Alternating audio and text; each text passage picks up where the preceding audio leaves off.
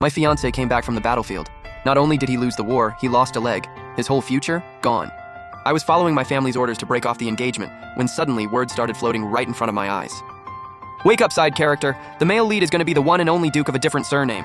You humiliate him now and you'll get your face destroyed and thrown into a slum to starve to death. A perfect starting hand, completely thrown away. I was scared half to death.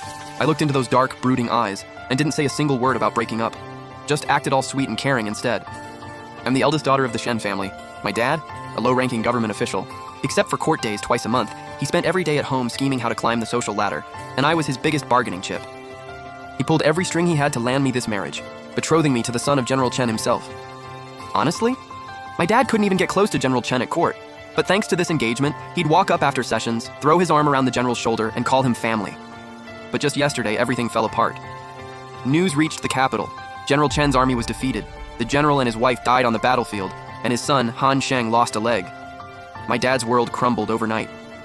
To avoid getting dragged down with the Chen family, he rushed me to go break off the engagement as fast as possible. A cripple dares to dream of marrying my daughter? Absolutely not.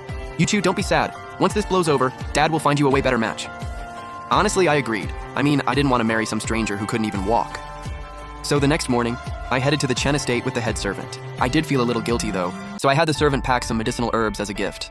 When we got there, the courtyard was nearly empty. There were still servants around, but the whole place just screamed, "Fallen family." Then those words floated up again. Wake up, side character. You break it off now. You lose your shot at riding his coattails forever. He's gonna be the only non-royal duke in all of Dayang. You humiliate him today, and you'll end up disfigured and starving in a slum. Bad enough you threw away a perfect hand. Do you really have to be this dumb too? I froze. Before I could even figure out what those words meant, I looked up, straight into a pair of dark, gloomy eyes. Chen Hansheng was sitting under the eaves, dressed in all-white mourning clothes, his handsome face gaunt and sharp. His eyes landed on me and I went stiff. Then he spoke. "Miss Shen, what brings you here?" My head was still spinning from those floating words, and I just blurted out, "I came to check on you, and brought some herbs to help you recover." I quickly cut him off before he could say anything, and told the servant to bring in all the herbs. I pointed at the boxes stacked on the ground and forced a smile. "Heard you were hurt. Hope these help. I've got stuff to handle at home, so I won't stay long.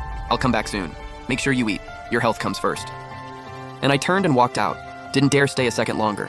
I genuinely thought I was losing my mind. After I got back, I casually asked everyone who'd been with me that day. Turns out nobody else could see those words. Just me. The words only ever showed up at the Chen estate, and they never appeared again after that. It was driving me crazy. But better safe than sorry, right? Because what those words said? Terrifying. Maybe, like in those novels, this was fate giving me a sign. The second it clicked, I acted. That same night, I went to talk to my dad. I told him I wasn't breaking off the engagement. He pushed me for why, so I said I had feelings for Chen Hansheng, and I wouldn't marry anyone else. Next thing I knew, I was locked in the family shrine. My dad screamed from outside. "How did someone as brilliant as me end up with such a clueless daughter? Stay in there and think about what you've done. Servant, no food for 3 days." Like I was actually going to sit there and starve for 3 days. The next night, I bolted, climbed the wall, escaped the Shen estate, and ran straight to the Chens. By the time the servant brought me to Han Sheng, I was so dizzy from hunger, I collapsed right into his arms. I woke up the next afternoon. Han Sheng was sitting by the bed. When he saw me open my eyes, he looked confused.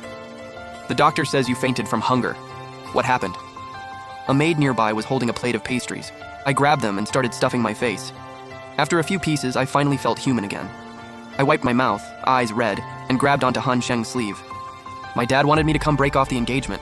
I refused, so he locked me in the shrine, wouldn't even let me eat. Han Sheng paused.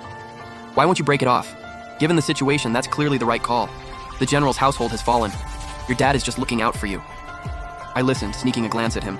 His words said one thing, but his eyes were full of rage. I looked back down and kept playing pitiful. "I don't see it that way. We made a vow. We share the good and the bad. I will never agree to this." Han Sheng went quiet for a long time, then just said, "Get some rest," and walked out. And just like that, I moved into the Chen estate. Every now and then, Han Sheng would pass along news from my family. Apparently my dad had been showing up at Minister Song's place pretty often lately. I knew exactly what he was up to, trying to marry into Minister Song's family. My half-sister, who'd been registered under my mom's name since birth, was right around the same age as Minister Song's son. Han Sheng glanced at me and said nothing. I walked over and sat down next to him, grabbed his sleeve. "Han Sheng, my dad's done with me. You're all I have now."